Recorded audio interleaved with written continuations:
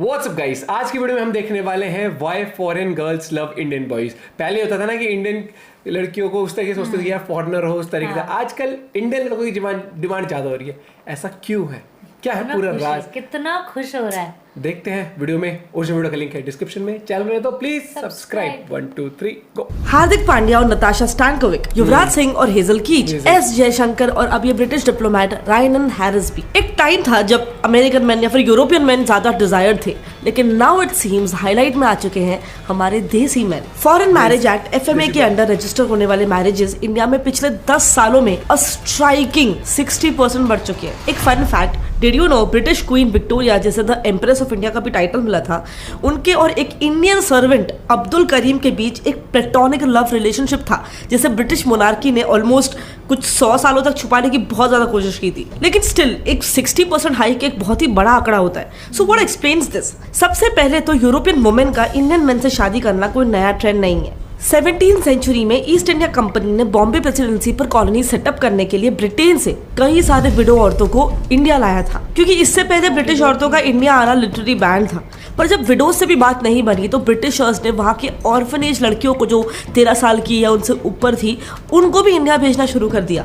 Assimilation policy के तहत in British औरतों और इंडियन मेल से ऐसे बच्चे हो जो सिर्फ बाय बर्थ इंडियन हो लेकिन कल्चरली पूरा ब्रिटिश हो। फिर इसके बाद कुछ 20th सेंचुरी के आसपास सेकेंड वर्ल्ड वॉर के बाद यूरोप और अमेरिका में लेबर्स और सोल्जर्स की शॉर्टेज हो गई थी। तो इस दौरान ब्रिटिशर्स ने इंडियंस को यूके और बाकी जगह पे भेजना शुरू कर दिया एज लेबरर्स या फिर एज सोल्जर्स। एक किस्सा ये भी है कि जब फर्स्ट वर्ल्ड वॉर में फ्रांस को गार्ड करने 1.4 मिलियन सोल्जर्स को वहां डिप्लॉय किया गया था, तब उनका इंटरेक्शन कई फ्रेंच वुमेन के साथ हुआ जो वहाँ पे उनके नर्सेस होते थे, होस्टेस बनकर उन्हें सर्व करते थे। उस दौरान भी कई सारे इंडियन मैन और फ्रेंच वुमेन के बीच बहुत सारे अफेयर शुरू हुए थे एंड कुछ अफेयर्स तो ऑब्वियसली शादी में भी तब्दील हुए थे। जेम्स बूहा खान और अब्बास अली वो सोल्जर्स थे जिनके इंटरकल्चरल मैरिजेस की स्टोरी उस टाइम पे काफी ज्यादा फेमस हो गई थी। अब ओरिजिनली यहाँ से हिस्टोरिकली ये ट्रेंड शुरू हुआ, लेकिन आज कई सारे फैक्टर्स है कि इंडियन मैन फॉरेनर्स के लिए काफी अट्रैक्टिव हो गए। जैसे फर्स्ट एंड फॉरमोस्ट तो लुक्स। हाल ही में फ्रांस की डेटिंग साइट ने दुनिया में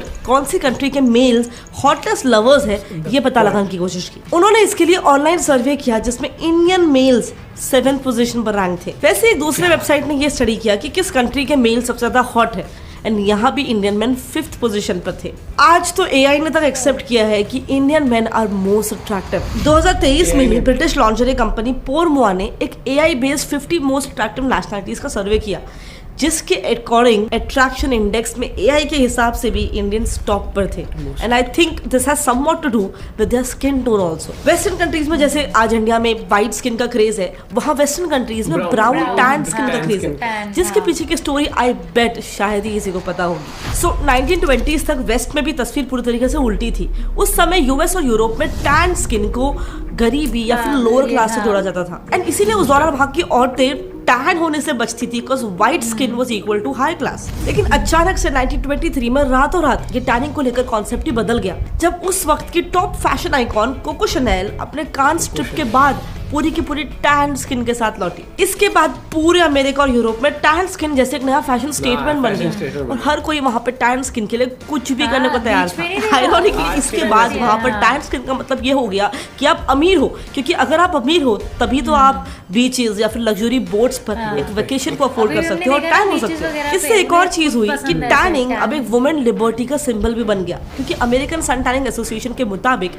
शनेल की पब्लिक इमेज कुछ ऐसी ही थी, इसीलिए बाकियों में भी लिबर्टी, केयर फ्री टाइप, और इसीलिए ये चीज बाकी पूरी कंट्री में भी एक सिंबल बन चुकी थी। इस बात की इम्पैक्ट अब बस इससे समझ सकते हो कि 1927 में हिस्ट्री में पहली बार वोग मैगजीन के कवर पर एक टैन मॉडल को जगह दी गई थी। यूनिवर्सिटी ऑफ व्योमिंग USA ने कॉलेज स्टूडेंट्स को सर्वे करके ये प्रूफ किया कि टैन्ड गोल्ड स्किन टोन को ज्यादा पसंद किया जाता है, जिसका इम्पैक्ट हमारे सेक्सुअल पार्टनर्स के सिलेक्शन में भी होता है। एंड आपको तो पता ही है, इंडियन में you can find all shades of brown. एक और रीजन हो सकता है low rates in infidelity. American American और यूरोपियंस ऑन एन एवरेज अपने लाइफ में 10 से ज्यादा सेक्सुअल पार्टनर्स बनाते हैं, वहीं इंडियंस इस इंडेक्स में बॉटम पर है और एक्सपर्ट्स के according less sexual partners means happy marriage eventually, basically more loyalty towards your wife. But loyalty के अलावा इंडियन मेन का इमोशनल होना भी उनका सिलेक्शन रेस में स्ट्रॉन्ग साइड है, ऐसा कहना है सीनियर रशियन फेमिनिस्ट मारिया आर्बुटोवा का। उन्होंने तो इंडियन मेल्स को रशियन गर्ल्स का बेस्ट फिट हस्बैंड तक डिक्लेयर कर दिया है। उनका मानना है कि इमोशनल पर्सन ज्यादा एम्पैथी के साथ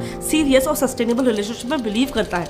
ऑन द अदर साइड वो ये कहते हैं कि वेस्टर्न बॉयज में एक सुपरमैन कल्चर है। ये आइडियोलॉजी उन्हें टफ, इमोशनलेस और सेल्फ सेंटर होने को इंस्पायर करती है, जिससे वो अपने पार्टनर्स के सामने कभी उतना वल्नरेबल नहीं हो पाते हैं। इनफैक्ट माया की ये बातें अभी रिसेंट के सर्वेज में प्रूव भी हुई है, जिसमें 21st सेंचुरी में भी मेजर इंडियंस कैजुअल रिलेशनशिप की जगह पे लॉन्ग टर्म रिलेशनशिप को ही प्रेफर कर रहे थे। इसीलिए उनका नेचर फैमिली ओरिएंटेड भी होता है और इंडियंस का ये फैमिली प्रेफरेंस यूएस जाकर भी नहीं चेंज होता है। 2019 में यूएस कम्युनिटी सर्वे में ये सामने आया कि 94% Indian immigrants with kids stably married थे, जबकि वहीं व्हाइट अमेरिकन में बस 66% मैरिजेस ही स्टेबल थी। वेस्ट कंट्रीज की दूसरी बड़ी प्रॉब्लम है न्यूक्लियर फैमिलीज। इंडिया में जहाँ पर 100 मैरिजेस पर एक डिवोर्स होता है, वहीं 50% अमेरिकन मैरिजेस ब्रेकअप हो जाती है। इसके वजह से वुमेन को बहुत सारे मेजर प्रॉब्लम्स फेस करने पड़ती है। पहली तो आउट ऑफ मैरिज किड्स, जो OECD कंट्रीज का मेजर प्रॉब्लम है। इससे ये जुड़ी दूसरी प्रॉब्लम है सिंगल पेरेंटिंग, एंड ये ट्रेंड सारे OECD कंट्रीज में इतना है कि 5 साल तक के 12% बच्चे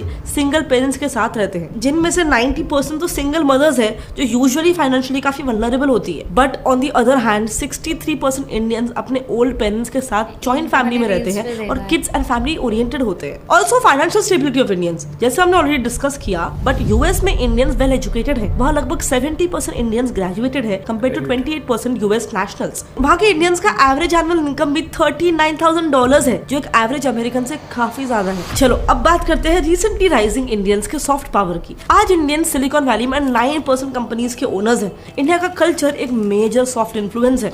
हर साल 17 मिलियन टूरिस्ट योगा के लिए इंडिया आते हैं, जिसमें से 40% फीमेल्स होती है। ऋषिकेश तो है ही फेमस अपने विपासना सेंटर्स और रिवर राफ्टिंग के लिए। Then talking about Indian movies, जिन मूवीज और सॉन्ग्स ने हमारे रिच वाइब्रेंट कल्चर को वर्ल्ड वाइड पॉपुलर बनाया है। लास्ट ईयर इंस्टाग्राम के मोस्ट ट्रेंडिंग 20 रील्स में से 15 इंडियन सॉन्ग्स थे।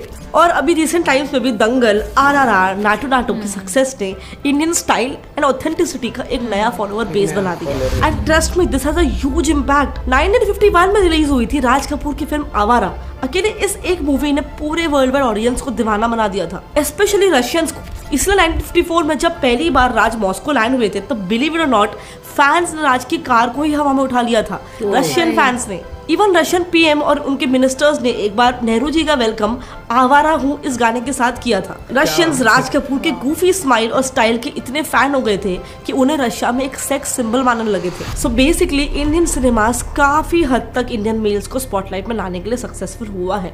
इसके साथ ऑफ कोर्स इंडियन फूड, जो भी इंडिया के सॉफ्ट इन्फ्लुएंस पे काफी मेजर रोल प्ले कर रहा है। इंडियन क्यूजीन जो वर्ल्ड्स 4th फेवरेट फूड है, और इसीलिए फूड डिप्लोमेसी के इम्पोर्टेंस समझते हुए 2017 में PM मोदी ने जापानीज PM से ये कहा था कि वो जापान में और ज्यादा इंडियन रेस्टोरेंट्स को देखना चाहते हैं, जिससे slowly but steadily Indians as a community का सॉफ्ट इन्फ्लुएंस का एक तरीके से पॉपुलैरिटी उस एरिया में बढ़ता जाएगा। इन सब फैक्टर्स के चलते आज इंडियंस यूएस में इंटररेशियल मैरिजेस करने वाले ग्रुप में सबसे आगे हैं। 58% इंडियंस इंटररेशियल मैरिजेस में इन्वॉल्व है। But last but not the least, इससे क्लोजली देखे ना तो इसका रीजन इन वेस्टर्न कंट्रीज का सेक्स रेशियो भी हो सकता है। वेस्टर्न कंट्रीज इंक्लूडिंग रशिया में फीमेल सेक्स रेशियो काफी ज्यादा है, वहीं पे मिडिल ईस्ट, चाइना और इंडियन सबकॉन्टिनेंट में मेल सेक्स रेशियो काफी ज्यादा है। लेकिन अगर आप इन सारे कंट्रीज को देखें तो marriage like stable, liberal, democratic, diverse and inclusive culture वाली कंट्री मोस्टली इंडिया ही बचती है। सो मेरे हिसाब से हो सकता है ये भी एक रीजन हो कि इंडियन मेल्स को ज्यादा प्रेफरेंस मिल रहा है। बट ये मेरा मानना है, इस पे आपका क्या कहना है? आपको अगर इन सारे रीजन के अलावा कोई भी रीजन सूझता है तो प्लीज मुझे कमेंट सेक्शन में से कमेंट कर देना। I would love to know. But हाँ, आजकल इंडियन में कुछ एप्स इंडियन लड़कियों को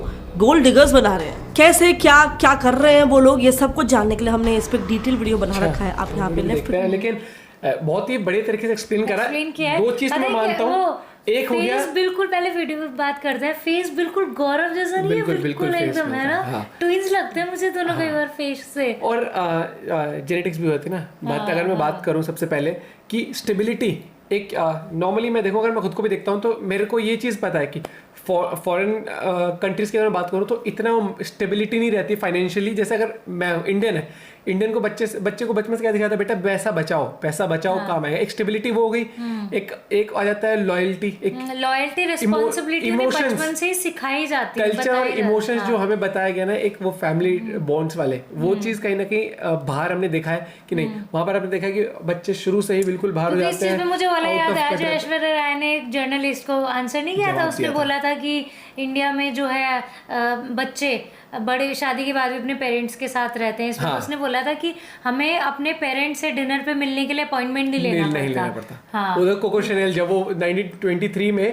टैन होके गई तो एक फैशन ट्रेंड बन गया। तो है टैन का, तो देखा ना बीचेस पे ऐसे बिल्कुल नॉर्मली क्या होता है, हमें अम्ब्रेला चाहिए, लेकिन वो ऐसे ही होता है। उससे लोगों ने क्या जोड़ा कि आप टैन हो तो आप अमीर हो, मतलब आप बीचेस पे घूम सकते हो, और बीच में घूमना, अपनी रोड पे लेट जाओ वहीं पे टैन हो जाओ। लेकिन वो चीज है, और आज भी देखो, लेकिन इंडिया में ये हो जाता है कहीं ना कहीं कि हम आज भी ना फॉरेनर्स को ज्यादा तवज्जो दे देते हैं उस तरीके से कि नहीं यार वो तो देखो भैया, दिखने से कभी भी आप किसी को अमीर गरीब जज नहीं कर सकते, ना ही वो बंदे का नेचर क्या वो जज कर सकते। ये बस कह सकते हो कि आपके हिसाब से ये बंदा स्मार्ट है, ये बंदी स्मार्ट है, वो आप जज करते हो बस फेस से, लेकिन आप उसका नेचर, उसका मतलब क्या उसका माइंडसेट है, वो आप जज नहीं करते कभी भी शक्ल से। वो आप बात करके ही या फिर टाइम स्पेंड करके पता लग सकता है, और उसी वजह से इतना टाइम स्पेंड करा होगा लोगों ने और सर्वे हुआ होगा तो ये चीज़ तब पता लगी होगी। और सही है, मैं तो कहूँगा कि इंडिया हर जगह तरक्की करे भाई साहब।